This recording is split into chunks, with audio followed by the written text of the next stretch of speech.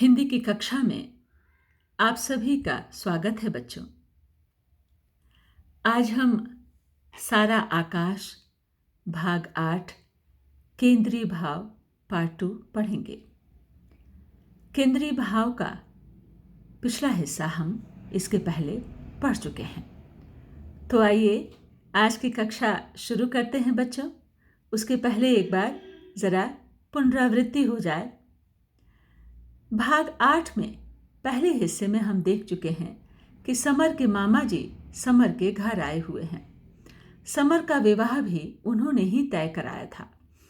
अब वे समर के छोटे भाई अमर के लिए विवाह का रिश्ता लेकर आए हैं।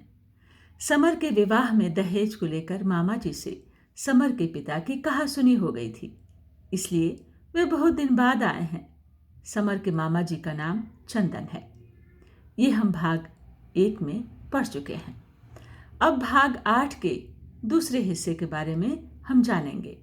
भाग 8 के दूसरे हिस्से में समर की मानसिक स्थिति, समर, दिवाकर, शिरीष की आपस की बातचीत और संयुक्त परिवार के प्रति शिरीष के विचारों को प्रकट किया गया है।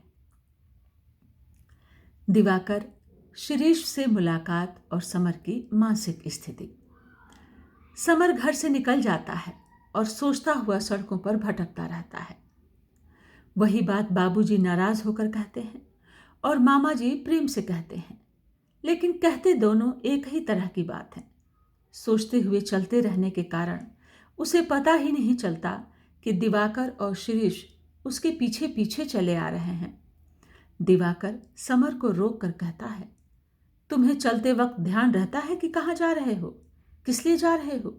जाने क्या आप ही बड़बड़ाते रहते हो? आप हाथ चलाते हो, खुद ही नाराज होते हो, यह सब क्या है? इस तरह हम देखते हैं कि पिताजी और मामा जी की बातों से चिंतित होकर, नाराज होकर समर घर से बाहर निकल जाता है, क्योंकि मामा जी और पिताजी दोनों ही यह चाहते हैं कि समर नौकरी करे, पढ़ाई लिखाई छोड़ दे और घर में आर्थिक मदद दे। वो प्रभा पर भी यह आरोप लगाते हैं कि प्रभा ही समर को सिखाती रहती है और समर प्रभा के सिखाए में चलता है। अभी अमर इसी वर्ष फेल हुआ है और वे अमर की शादी भी करना चाहते हैं। इन सब बातों से तनावग्रस्त होकर, नाराज होकर समर सड़कों पर अकेला भटकता रहता है। उसकी मानसिक स्थिति ऐसी है कि वह अपने आप से बात करता है, बड़बड़ाता है, न जाने किसके ऊपर आरोप लगाता है, किसको दोष देता है और खुद पर ही नाराज होता रहता है। इस तरह हम देखते हैं कि स्वप्न और यथार्थ के बीच में अंतर होने के कारण समर की मानसिक स्थिति तनावग्रस्त हो रही है। समर की मानसिक स्थिति, उपरोक्त पंक्तियों से हमें पता चलता है कि समर की मानसिक स्थिति धीरे धीरे बिगड़ रही है। वह अकेले ही सड़कों पर भटकता है, चलते हुए अपने आप से बातें करता है, बड़बड़ाता रहता, मुट्ठियां तान कर कुछ सोचता है और न जाने किस पर नाराज भी होता है। प्रभा के प्रति प्रेम, पश्चाताप, दया या सहानुभूति। इसके बाद समर, शिरीष और दिवाकर आपस में बातें करने लगते हैं।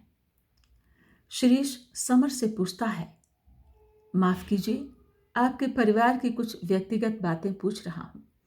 एक सवाल का सच सच जवाब दीजिए। क्या अब आप अपनी पत्नी को सचमुच प्यार करते हैं या सिर्फ पति होने के फर्ज के कारण उसके बारे में ऐसा सोचते हैं? समर यह प्रश्न सुनकर हकलाने लगा। उसके समझ में नहीं आया कि वह क्या जवाब दे। वह प्रभा से वास्तव में प्रेम करता है या उसने प्रभा के प्रति जो गलतियां की हैं उसका पश्चाताप कर रहा है या उसकी मजबूर स्थिति के प्रति दया भर है?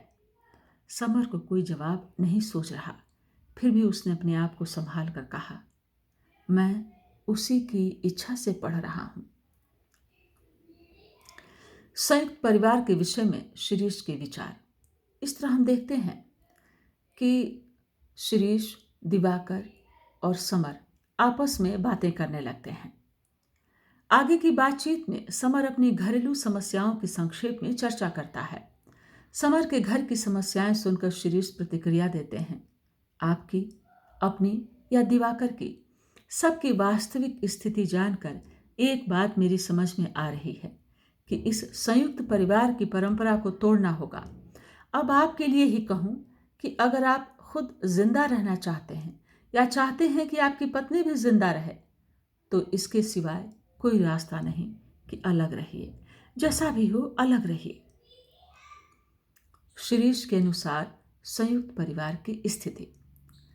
शिरीष की बातचीत से पता चलता है कि वह संयुक्त परिवार के पक्ष में नहीं है। शिरीष का कहना है कि संयुक्त परिवार में बहुत झगड़े होते हैं। संयुक्त परिवार के सदस्य ऊपर से सब कुछ ठीक होने का दिखावा करते हैं और भीतर से हैरान परेशान रहते हैं। शिरीष कहते हैं, संयुक्त परिवार का शाब्दिक आदर्श चाहे जितना महान हो, उसका सबसे बड़ा नुकसान यह होता है कि परिवार का कोई भी सदस्य अपने व्यक्तित्व का विकास नहीं कर पाता। सारा समय तो समस्याएं बनाने में या बनी बनाई समस्याओं को सुलझाने में जाता है।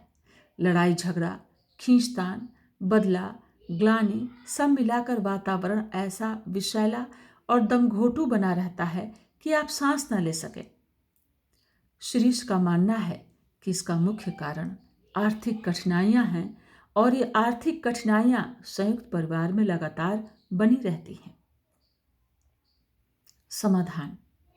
समर पूछता है कि इसका समाधान क्या है। इस पर शिरीष बताते हैं, भैया मेरे, सीधा साधा हाल यही है कि आप अलग रहिए और घर के लिए जो जिम्मेदारी महसूस करते हैं वह पूरी कीजिए। शिरीष का कहना है कि संयुक्त परिवार से अलग रहकर, भाई या बहनों को अपने साथ रहकर अपने व्यक्तित्व का विकास करते हुए परिवार के प्रति और माता पिता के प्रति अपने फर्ज को निभाया जा सकता है। उपसंहार। इस प्रकार भाग 8 में मामा जी समर को मीठे शब्दों में पढ़ाई छोड़कर नौकरी करने के लिए समझाते हैं। बाबूजी समर को मामा जी के सामने ही डांटते हुए गलत ठहराते हैं और समर पर प्रभा के कहे अनुसार चलने का आरोप लगाते हैं। ये भाग 8 के पार्ट 1 में हमने पढ़ा। पार्ट 2 में स्वप्न और यथार्थ में भारी अंतर होने के कारण समर की मानसिक स्थिति ठीक नहीं रह रही है।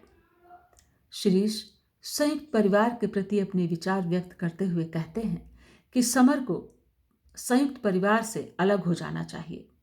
उसे कहीं बाहर रहकर अपने व्यक्तित्व का विकास करना चाहिए और अपने व्यक्तित्व का विकास करते हुए परिवार की सहायता करते रहने के बारे में सोचना चाहिए।